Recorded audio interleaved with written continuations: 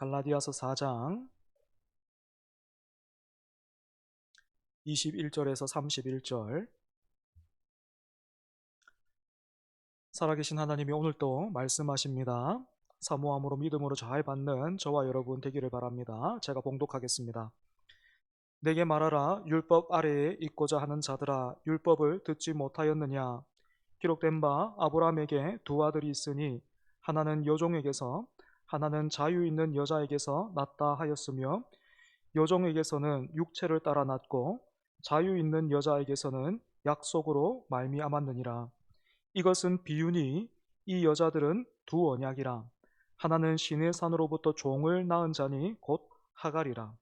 이 하갈은 아라비아에 있는 시내 산으로서 지금 있는 예루살렘과 같은 곳이니, 그가 그 자녀들과 더불어 종노릇하고, 오직 위에 있는 예루살렘은 자유자니 곧 우리 어머니라.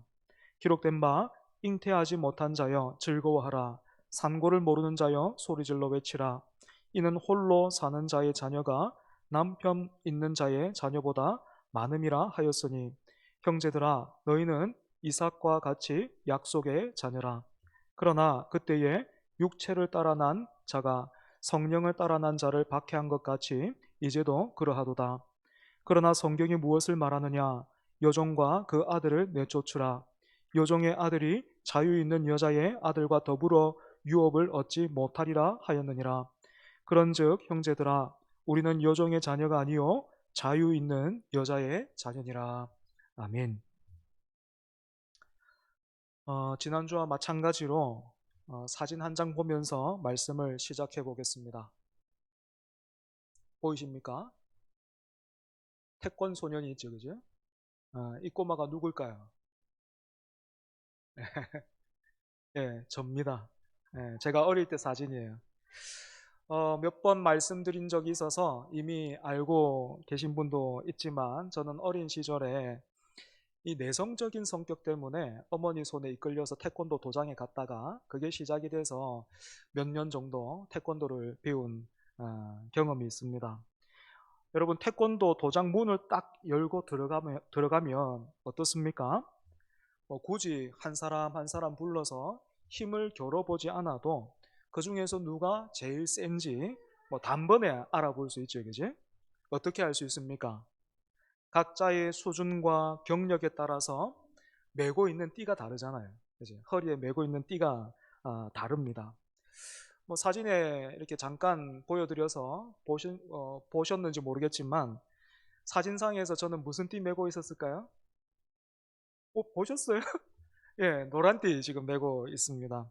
찾아보니까 제가 태권도를 배울 때 하고 지금하고 많이 다르더라고요. 지금은 띠가 제가 낯선 띠도 참 많이 생겼던데요. 제가 배울 때에는 아무것도 모르고 태권도 도장에 처음 딱 등록하면 흰 띠 줬습니다. 그리고 승급 심사를 이렇게 통과하면 흰 띠 다음에는 노란 띠, 예, 그 다음에 파란 띠, 그 다음에 빨간 띠, 그 다음에는 빨간색과 검은색이 반반 섞여 있는 폼띠, 그리고 또 마지막 검은 띠가 있었습니다.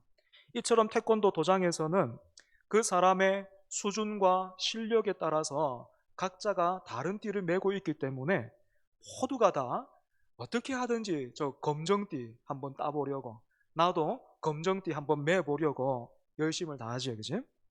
그러다가 마침내 검정띠 탁 매면 어떻습니까? 도장에서 인정받는 거예요. 제가 어릴 때는 지금은 좀 달라졌는데, 제가 어릴 때는 아이들에게는 검은 띠 안 줬습니다. 검은 띠 안 주고 품띠가 최고였는데, 제가 이제 열심히 또 해서 품띠까지 이렇게 딱 맸어요. 품띠를 탁 메고 나니까 좀 대우가 달라지더라고요. 도장에서 대우가 다르더라고요. 제가 국민학생이었는데 딱 봐도 저보다 훨씬 나이가 많은 한 중학생 정도 돼 보였는데, 그 형이 흰띠 메고 딱 있었어요. 네. 사모님이 딱 오시더니 저에게 그 형한테 좀 뭘 가르쳐 주라 하는 거예요. 네. 너무 당황스럽기도 하고 또 이래도 되나 싶고, 그런데 막상 해보니까 기분은 괜찮고 뭐 그런 경험이 있었습니다. 사랑하는 여러분, 제가 왜 느닷없이 이 태권도 도장 이야기를 하는가 하면 우리 신앙생활과 교회는 태권도 도장과 다르다라는 이 말 하고 싶어서 이 이야기 시작했습니다. 교회는 하나님의 은혜와 복음만이 역사하는 곳입니다.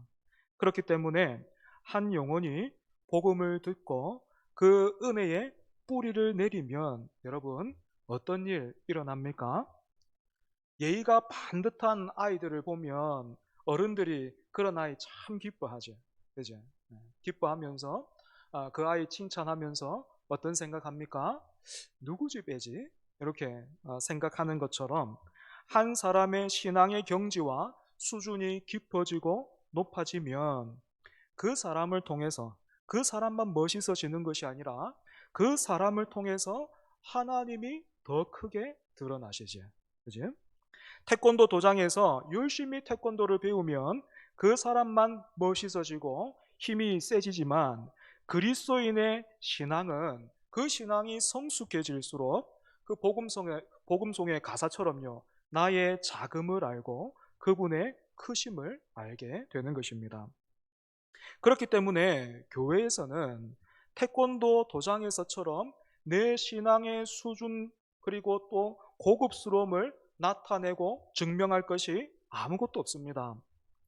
오직 우리 안에 역사하시는 하나님의 은혜와 그 예수 그리스도의 복음, 나를 향해 그 말릴 수 없는 전투적인 하나님의 열심과 그 은혜만이 넘실거리는 곳이 바로 교회인 것이지. 갈라디아 지역의 형제 자매들이 바울을 통해서 처음으로 복음을 들었을 때만 하더라도 그들 가운데 이 복음으로 인한 형용할 수 없는 기쁨과 감사 그리고 찬양이 있었습니다.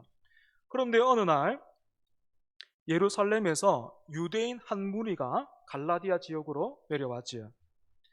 이들은 마치 태권도 도장에서 검은 띠 메고 있는 그런 사람처럼 할례를 비롯해서 각종 율법을 지키고 있는 그런 열심으로 자기를 꾸미고 드러내면서 갈라디아 교회 그 형제 자매들을 유혹하고 흔들기 시작했습니다. 여러분, 이 거짓 교사들이 갈라디아 성도들에게 어떻게 다가와서 무슨 말 했겠습니까? 이미 복음을 듣고 믿어서 자유를 누리고 있던 그 갈라디아 성도들을 향해서 아마도 이렇게 말했을 거예요. 당신들은 내가 보니까 검은 띠 메고 있는 내가 보니까 아직 노란 띠, 잘해봐야 파란 띠, 그 정도밖에는 안 된다. 그렇게 말했을 거예요. 여기에 더해서 하나님을 기쁘시게 하고 또한 그 받은 은혜 그리고 구원을 더욱 확실하게 하기 위해서는 반드시 우리처럼 검은 띠 매야 되는데 그러기 위해서는 우리처럼 할례도 받고 율법을 지키면서 유대인이 되어야 된다. 그렇게 말했습니다. 여러분 어떻습니까? 이 거짓 교사들이 전한 이 복음이 먼저 들었던 바울로부터 먼저 들었던 그 복음과는 전혀 다르지요. 그죠? 그래서 바울이 갈라디아서에서 이 거짓 교사들이 주장한 그 내용을 가리켜서 다른 복음이다. 이렇게 불렀잖아요. 그죠? 이렇게 먼저 받은 것과 전혀 다른 이야기를 들었음에도 불구하고 갈라디아 지역의 형제 자매들은 굉장히 흔들렸습니다. 이유가 무엇일까요? 복음을 듣고 알고는 있어요. 믿고는 있는데 언젠가부터 그 복음으로 인한 기쁨과 감사가 사라져 버렸고 그렇게 공허해진 마음에 정말로 믿음만으로 되는가? 정말로 예수만으로 충분한가? 라는 그 질문이 자리 잡고 있었기 때문입니다.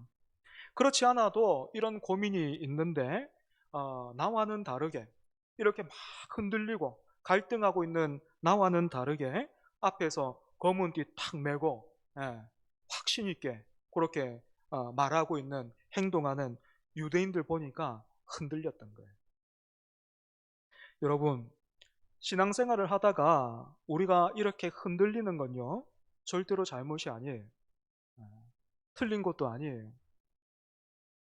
하나님도 그렇게 흔들리는 우리를 보고 너 내가 한번 말했는데 왜 잊어버리고 그렇게 흔들리고 있는가? 안 되겠다. 너는 절대로 내가 보니까 합당하지 않다. 그렇게 말하는 분이 아니죠. 우리 주님 어떤 분이십니까?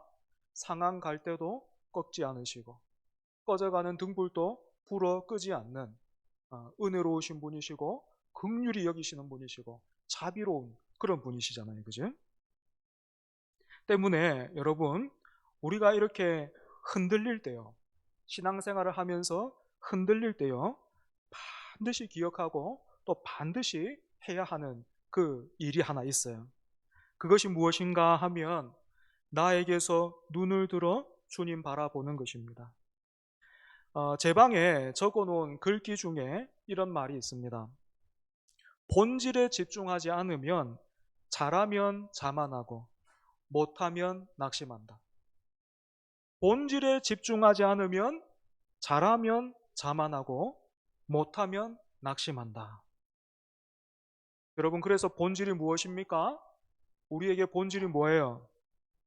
우리가 아직 죄인 되었을 때에 그 아들을 내어주신 하나님의 사랑, 나를 구원하시기 위해서 하늘 보좌 영광을 뒤로하고 이 땅에 오신 예수 그리스도의 그 은혜, 나에게서 눈을 들어서 이 은혜와 복음을 붙들어야 하는 것입니다. 여러분 그렇기 때문에 이 초장 모임 이런 모임에서 우리가 나눠야 하는 것도 바로 이런 모습이에요. 저는 한때 그 청년 시절에 제가 그런 모임 인도하면서 잠시 이런 생각했습니다. 리더는 절대로 흔들리면 안 돼. 리더는 절대로 뭔가 이렇게 헷갈릴 수 있는 흔들리는 모습 보여주면 안 되고 깃발 탁 들고 언제든지 나를 따르라 이렇게 말할 수 있는 사람이어야 해. 제가 그렇게 생각했어요. 그런데 시간이 지나고 나서 보니까 그렇지 않더라고요. 여러분 초장 모임에서 우리가 나누어야 할 것 뿐만 아니라 먼저 믿은 우리가 다음 세대와 그리고 이웃에게 나누어 주고 흘려보내야 하는 그것이 무엇입니까? 절대로 흔들리지 않고 있는 그런 모습이 아니라 흔들림이 있음에도 불구하고 그 흔들림을 어떻게 해결하고 어떻게 감당하는가 그것이 많은 흔들림이 있지만 많은 유혹들 속에서 넘어지기도 하지만 그 유혹과 그 갈등 속에서 나는 어떻게 헤쳐나가고 이겨나가는가 하는 그것 우리가 나누어주고 흘려보내야 하는 거죠. 본질에 집중해야 하는 것입니다. 그런데 이 거짓 교사들의 유혹과 도전 앞에서 갈라디아 성도들은 이 본질에 집중하지 못했어요. 여러분 본질에 집중하지 않으면 어떻게 된다고요? 잘되면 잘하면 뭐 한다? 자만하고 못되면 낙심해. 그죠? 본질에 집중하지 못하니까 이 갈라디아 성도들이 어떻게 됐습니까? 검은 띠 탁 메고 이렇게 앞에 서 있는 그 사람 보면서 뭐 했습니까? 낙심하는 거예요. 정말로 저 사람들이 말하는 것처럼 나는 노란 띠 정도밖에는 안 되는구나. 여러분 거짓 교사들도 마찬가지지요. 이 사람들이 본질에 집중하지 못하니까 뭐 자랑하고 있는 거예요? 검은 띠 자랑하는 거예요. 그죠? 그러니까 여러분 이 갈라디아 성도들이 이렇게 본질에 집중하지 못하니까 어떻게 나가기 시작합니까? 검은 띠 보면서 나에게서 눈을 들어서 하나님의 은혜를 붙들고 그 하나님의 사랑을 붙들고 의지해야 되는데 이 본질을 놓치니까 그 거짓 그 교사들이 메고 있는 검은 띠 보이는 거예요. 그러면서 나도 저 검은 띠 따고 싶다. 아니 따야 되겠다 하는 그런 사람들이 많이 생기게 된 것이죠. 여러분 이런 사람들을 향해 오늘 본문 21절을 보면 바울이 뭐라고 부르고 있습니까? 율법 아래에 있고자 하는 자들아 이렇게 부르고 있어요. 조금 더 의미를 분명하게 살려보면 자유와 또한 아들됨의 그 복을 약속하는 참된 복음을 들었음에도 불구하고 율법 아래에 있고자 하는 자들아 이런 말이죠, 그죠?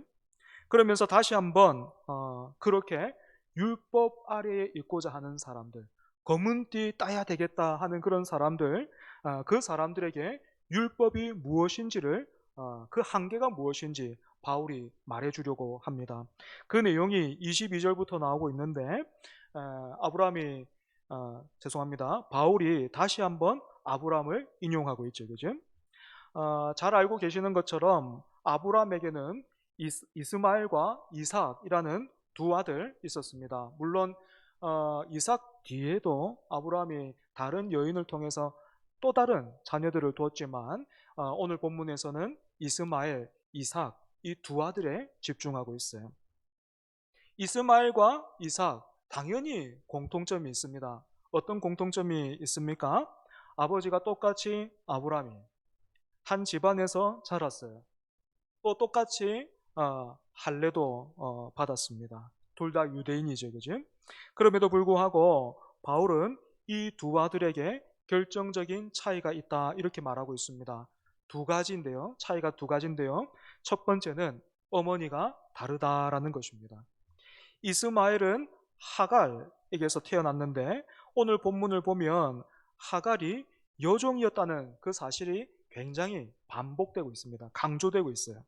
그리고 이삭은 사라에게서 태어났는데 본문 22절에서 사라 뭐라고 부르고 있습니까? 자유 있는 여자 이렇게 부르고 있죠. 그죠? 여러분 이스마엘과 이삭을 구분짓는 첫 번째 차이가 이스마엘과 이삭 이 당사자에게 있는 것이 아니라 어머니에게서 갈리고 있다라는 이 사실이 중요합니다. 이스마엘과 이삭의 또 다른 차이점은 태어난 방식이 있어요. 그 차이가 23절에 있죠. 그지? 이스마엘은 어떻게 태어났다 말하고 있습니까? 여종에게서 육체를 따라 났다라고 이렇게 되어 있습니다. 아브라함의 뜻대로, 아브라함의 방식대로, 아브라함의 힘대로 이 아들이 태어났다 이 말입니다. 반면에 이삭은 어떻습니까? 23절에서는 자유 있는 여자에게서 약속으로 태어났다 이렇게 말하고 있고 29절에서는 성령으로 태어난 자다 이렇게 표현되어 있습니다. 사랑하는 여러분, 지금 바울이 아브라함의 이 두 아들을 통해서 무엇을 말하고 싶어 합니까? 믿음의 조상 아브라함 집에 이렇게 분명한 차이를 가진 두 아들이 있었던 것처럼 교회 안에도 비슷한 것 같지만 결정적으로 다른 두 부류의 사람이 존재한다라는 것입니다. 그리고 이 두 부류의 사람은 그저 신앙의 스타일이 다른 것이 아니고 근본적인 소속이 다르기 때문에 가는 길도 틀리다 이렇게 말하고 있어요.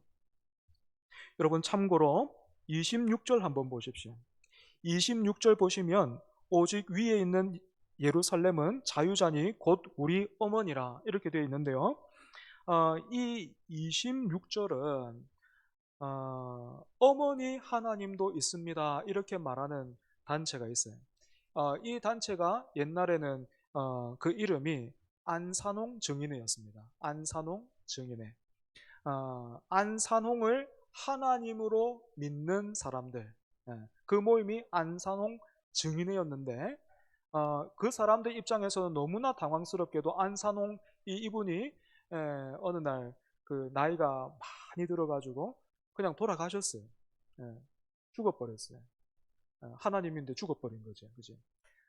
그런데 그 모임이 그렇다고 해서 해체된 게 아니고 교리만 딱 바꿔가지고 지금은 안산홍 그 분의 부인 되는 장길자, 장길자라는 그분이 그 단체의 수장인데 지금은 안산홍 씨가 죽었으니까 안산홍 증인회 이런 말은 못 쓰고 이름을 바꿨습니다. 하나님의 교회. 여러분 들어보셨죠? 하나님의 교회. 그 하나님의 교회에서 굉장히 중요하게 다루고 있는 구절이 26절이에요. 이분들이 다가와서 이렇게 말하거든요. 성경에는 어머니 하나님도 있습니다. 이렇게 말해요. 알고 계십니까? 이렇게 다가와요. 그러면 보통 사람들은 어떻습니까? 뭐 성경 많이 안 읽어봐도 그런 게 어디 있어요? 이렇게 말하거든요. 그러면 그분들이 이렇게 말해요. 성경에 있는데요. 보여줘 보세요. 26절 딱 펴는 거예요. 딱 펴면 뭐라고 되어 있습니까? 곧 우리 어머니라 어머니가 있거든요. 그래서 사람들이 많이 당황합니다. 하지만 여러분, 굉장히 잘못된 해석이에요. 예, 전혀 근거가 없어요. 어째서 그렇습니까? 지금 바울이 말하고 있는 내용은 하나님이 아니고 지금 하갈과 사라에 대해서 말하고 있고, 또 여러분, 그렇게 막 그 이단들이 성경에 있는데요 이렇게 말하면서 도전할 때 여러분 이렇게 당황하면 안 돼요. 진짜네? 하면서 그렇게 막 휘말려 가거나 아니면 당황하지 말고 예, 조금 침착하면서 그 앞뒤에 몇 절만 좀 더 읽어 봐야 돼요. 여러분, 그 24절도 한번 보십시오. 24절에서 바울이 어떻게 말을 시작하고 있습니까? 이것은 비유니 이렇게 말하고 있죠. 그죠? 지금 비유 안에 있는 말이에요. 그러니까 그 하나님의 교회에서 주장하는 그 내용들은 사실상 성경의 지지를 받지 못하는 것입니다. 아무튼 24절을 보면 하갈과 사라로 대표되는 두 언약이 등장합니다. 하갈로 대표되는 언약을 우리는 옛 언약 이렇게 부르고요. 사라로 대표되는 언약을 새 언약이다 이렇게 불러요. 옛 언약이 무엇입니까? 시내산으로부터 받은 율법, 즉 십계명인데 다른 말로 모세 언약입니다. 이 모세 언약은 종으로서 종을 낳고 종 노릇하게 만드는 언약이지요. 사람에게 자유를 주고 자녀가 되게 하는 그 언약이 아니라 우리로 하나님의 자녀가 되게 하시는 예수 그리스도가 오시기 전까지 사람들을 죄 아래에 묶어놨다가 예수님을 통해서 세워질 새 언약으로 사람을 인도하는, 말하자면 초등교사 같은 역할을 하는 언약이 바로 이 옛 언약입니다. 그런데 지금 바울이 갈라디아서를 기록하던 이때는 이미 예수님이 오신 다음이잖아요. 후잖아요. 그죠? 그러니까 예수님으로 인해서 이미 새 언약이 시작되었고 새 언약이 주어진 그런 상태인 것입니다. 그러니까 옛 언약은 그 역할이 끝난 거죠. 그죠? 그럼에도 불구하고 여전히 옛 언약 안에서 종노릇하면서 자신들이 얼마나 율법을 잘 지키고 있는지 검은띠 자랑하는 것처럼 그렇게 나는 아브라함의 자손이다 이렇게 외치는 사람들이 있었는데 그 사람들 누굽니까? 25절 여러분 한번 보십시오. 지금 예루살렘에 있는 사람들, 다시 말해 갈라디아 교회를 거짓 교훈으로 어지럽히고 있던 사람들입니다. 그러니까 여러분 바울이 지금 이 비유를 통해서 어떻게 보면 굉장히 뭐랄까요? 어, 굉장한 지금 말을 하고 있는 것입니다. 이 거짓 교사들이 스스로를 자신의 어떤 행위와 열심을 통해서 우리는 아브라함의 자손입니다. 이렇게 말했는데 지금 바울이 뭐라고 말하고 있는 거예요? 아브라함에게는 두 아들이 있었다는 거예요. 두 아들이 있었는데 당신들이 주장하는 거 보니까 당신은 이삭이 아니고 이스마엘이라는 거예요. 이스마엘.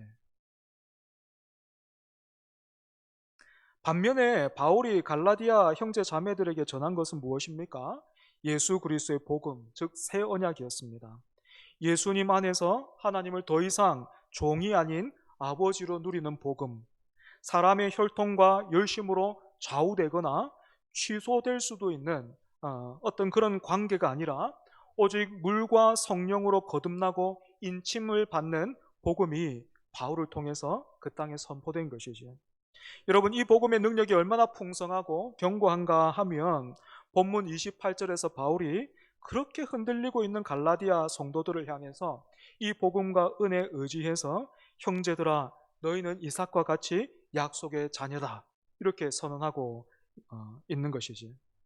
사랑하는 여러분, 오늘 말씀이 조금 어려울지 모르겠습니다. 옛 언약, 새 언약 그런 건 잘 모르겠고 그냥 잘 믿으면 되는 것 아닌가 이렇게 생각할 수도 있어요. 하지만 여러분 그렇지가 않습니다. 30절, 여러분 30절 한번 보시겠습니까? 30절 같이 한번 읽어보겠습니다. 시작. 그러나 성경이 무엇을 말하느냐? 여종과 그 아들을 내쫓으라. 여종의 아들이 자유 있는 여자의 아들과 더불어 유업을 얻지 못하리라 하였느니라. 아멘. 여러분, 하나님과의 관계가 바로 서 있는 사람에게만 유업이 약속되어 있다. 이렇게 말하고 있습니다. 예수 그리스도의 복음을 믿는 자, 즉 새 언약에 들어온 사람들만이 하나님의 상속자로서 그 유업을 누리게 된다라는 것이죠. 때문에 저는 저를 비롯해서 우리 교회 모든 성도들이 이 새 언약 안으로 들어와서 새 언약의 증인으로서 살아가기를 간절히 원합니다. 그러기 위해서는 마지막으로 우리가 중요한 질문 한 가지 던져봐야 돼요. 왜 갈라디아 형제 자매들은 바울을 통해서 예수 그리스도의 복음, 즉 새 언약을 듣고 믿었음에도 불구하고 왜 다시금 옛 언약으로 돌아가고자 했는가 하는 거예요. 왜 그랬을까요? 앞에서도 언급했지만 저는 갈라디아 성도들이 복음의 기쁨을 잃어버렸기 때문이다 그렇게 생각합니다. 좀 더 우리 마음에 가깝게 표현해 보자면 하나님을 믿고 있어요. 하나님도 알아요. 하지만 하나님을 기뻐하지 않는 겁니다. 더 이상 하나님을 기뻐하지 않는 거예요. 예수님을 믿고 있어요. 예수님을 구주라고도 고백을 합니다. 하지만 그 주님 더 이상 사랑하지 않는 겁니다. 좀 더 피부에 와닿게 한번 설명해 볼까요? 아내가 남편을, 남편이 아내를 사랑하지 않는 거예요. 그럼 뭐로 삽니까? 어떻게 삽니까? 사랑으로 삽니까? 목사님, 전후에 우리는 의리로 삽니다. 하나님을 믿는데, 예수님을 믿는다 하는데 사랑하지 않는 거예요. 의리. 그 의리로 오늘 이 자리에 계신 분 혹시 있습니까? 성경에 있는 모든 이 기록들 다 동의하는데 별 반감도 없는데 기쁨도 없는 거예요. 참 안타깝게도 이 시대 교회 안에 이런 사람들이 많아지고 있습니다. 여러분, 이렇게 우리 마음 가운데 기쁨과 감사가 싹 사라지고 그저 그냥 동의, 의리만 남을 때 여러분, 우리의 신앙이 어떻게 됩니까? 갈라디아 성도들이 유혹에 빠졌던 것처럼 옛 언약으로 가고 싶어 하는 거예요. 옛 언약 아래에 있는 사람들, 그 옛 언약 아래에 머물려고 하는 사람들, 율법의 그 행위에 머물려고 하는 사람들에게는 여러분 이런 특징이 있습니다. 두 가지만 말씀드리겠습니다. 첫 번째는 성경에는 동의해요. 성경의 말씀에 동의하고 이 말씀에 반감은 없는데 그 사람의 전체적인 신앙의 그 모습은 지성이면 감천이다. 그거예요. 하늘은 스스로 돕는 자를 돕는다. 여전히 거기에 머물러 있는 거예요. 그래서 내 노력과 의지와 정성으로 하나님을 감동시킬 수 있고 또한 하나님을 더 영광스럽게 해드리고 더 기쁘게 해드릴 수 있다. 그렇게 믿는 거예요. 그러다가 결국엔 어떻게 됩니까? 지치는 거예요. 네. 자기 혼자 지쳐버리는 거예요. 이렇게 하면 지성을 들이면 감천이어야 하는데 그 반응이 원하는 대로 오지 않거든요. 지치는 거예요. 그리고 폭발하는 거예요. 네. 우리 인간관계에서도 종종 그런 모습 보이죠, 그지? 내가 사랑해요. 네. 제가 회를 잘 못 먹지 않습니까? 그런데 우리 아내가 좋은 거 준다고 저한테 자꾸 회를 준다 생각해 보십시오. 우리 남편 좀 부족해도 내가 사랑하는 마음으로 진수성찬 회를 자꾸 차려주는 거예요. 한 번은 고맙겠지. 그죠? 나를 생각해 주는구나 해서 고마울 거예요. 그런데 내일 가니까 또 팬 거예요. 난 고기 좋아하는 팬 거예요. 차라리 짜장면을 시켜주지. 팬 거예요. 그러면 어떻겠습니까? 제가 먹는 둥 마는 둥 하겠죠. 그러면 아내가 저보고 그렇게 얘기하는 거예요. 왜 그래? 예. 내가 당신을 위해서 이렇게까지 하는데 당신은 왜 그래? 라고 하는 거예요. 예. 내가 사랑하는데 어떻게 나한테 이렇게 할 수 있어? 어떻게 내가 사랑하는데 그 사랑에 당신은 그런 모습을 보여? 폭발하는 거예요. 그죠? 여러분, 옛 언약 아래에서 종로로 타는 신앙이 바로 그렇단 말입니다. 두 번째 특징이 있습니다. 두 번째는 나에게서 눈을 들어 하나님의 은혜와 신실하심을 믿고 의지하지 않고 아브라함이 하갈을 통해서 그 이스마엘을 얻었던 것처럼, 그러니까 그 당시의 방법과 그 아브라함의 뜻과 계획과 힘대로 이스마엘이라는 그 아들을 얻었던 것처럼 자기 힘과 방법대로 일을 다 진행한 다음에, 그리고 원하는 결과를 딱 만들어서 얻은 다음에 그것을 이렇게 포장하는 거예요. 하나님이 하셨습니다. 하나님께서 주셨습니다. 그렇게 포장하는 거예요.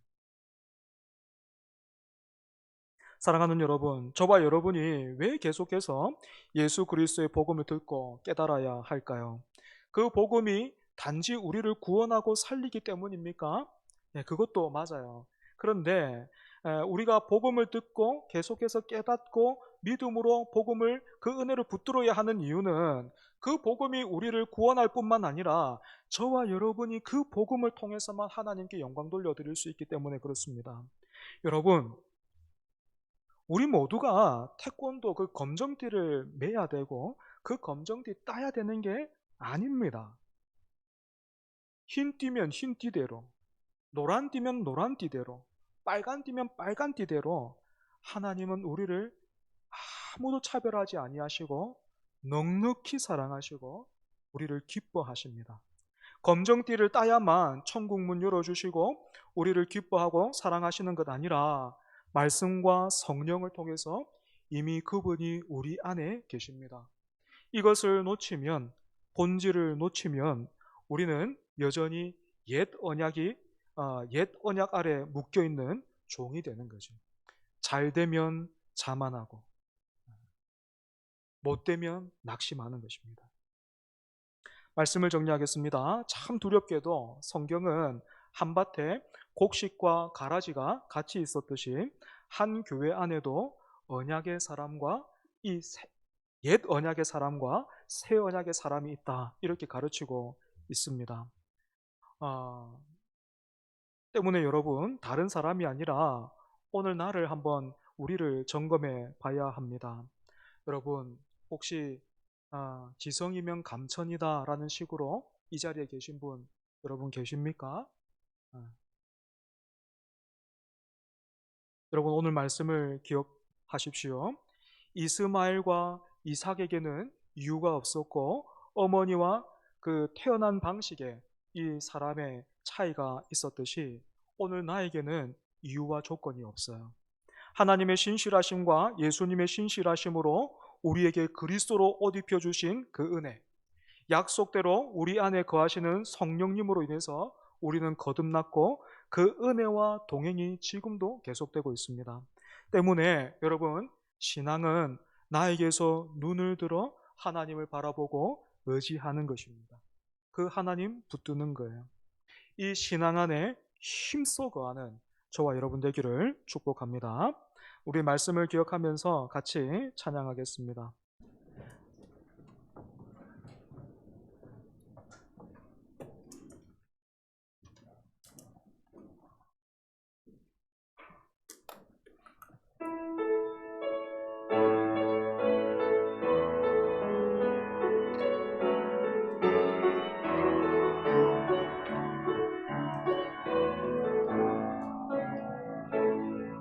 내가 누려왔던 모든 것들이, 내가 지나왔던 모든 시간이, 내가 걸어왔던 모든 순간이 당연한 것 아니라 은혜였소. 아침에 해가 뜨고 저녁에 노을, 봄의 꽃향기와 가을의 열매, 변하는 계절의 모든 순간이 당연한 것 아니라 은혜였소. 모든 것이 은혜, 은혜,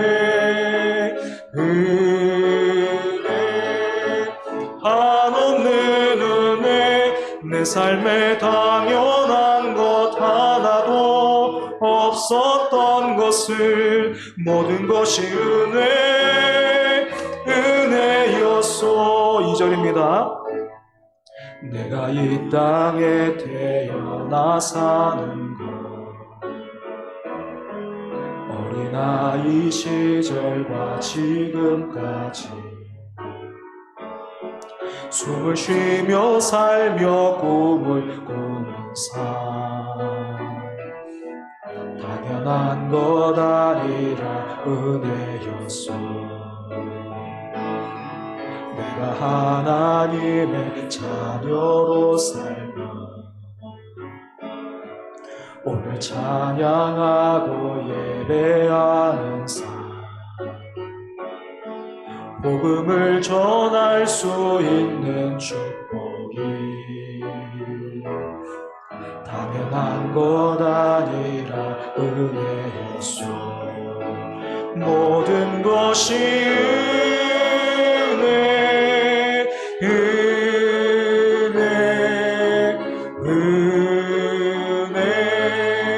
한없는 은혜 내 삶에 당연한 것 하나도 없었던 것을 모든 것이 은혜 모든 것이 은혜 모든 것이 은혜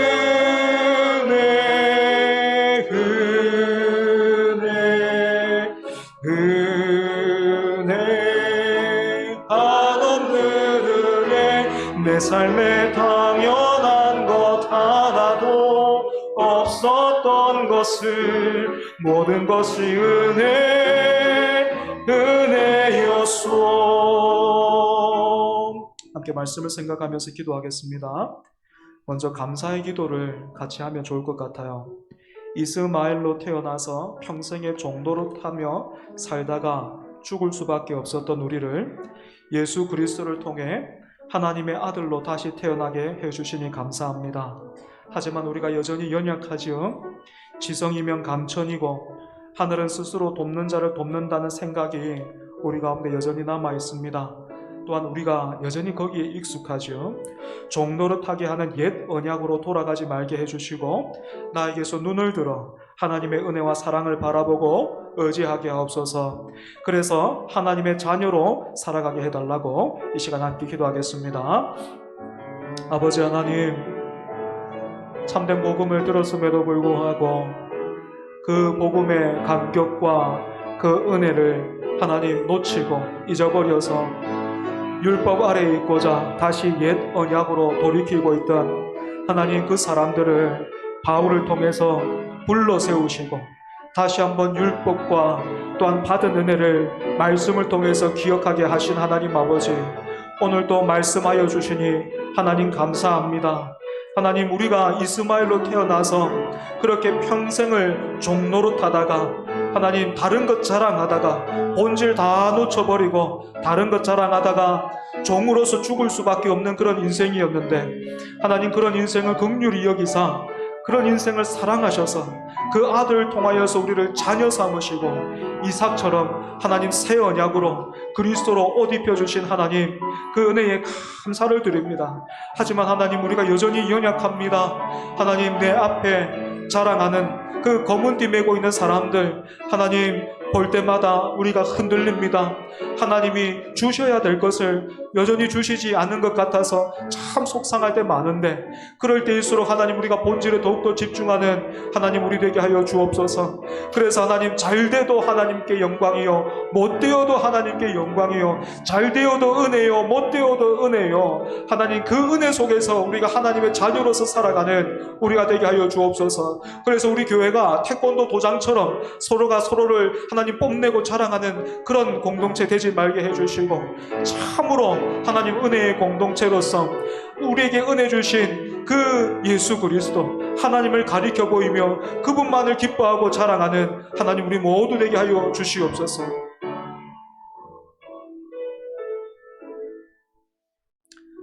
하나님 오늘도 흔들리고 있는 우리를 가까이 부르시고 말씀으로 붙들어 주시니 감사합니다. 이스마엘의 자리에 있던 우리를 예수 그리스도를 통해서 아들의 자리, 이삭의 자리로 옮기신 하나님의 은혜와 사랑을 더욱 믿고 의지하는 우리가 되게 하여 주시옵소서. 본질에 집중하여서 잘 되어도 하나님께 영광이요, 못 되어도 하나님께 영광이요, 잘 되어도 은혜요, 못 되어도 은혜요, 잘 되어도 감사요, 못 되어도 감사요. 그렇게 하나님의 자녀로서 하나님 살아가는 우리가 되게 하여 주시옵소서. 그래서 하나님, 우리 교회가 태권도 도장처럼 저마다가 메고 있는 그 띠로 자신의 영광을 위하는 그런 공동체가 아니라 은혜를 아는 공동체, 은혜 주신 그 하나님을 높이는 공동체, 그렇게 살아있는 그런 교회 되게 하여 주옵소서. 예수님 이름으로 기도합니다. 아멘.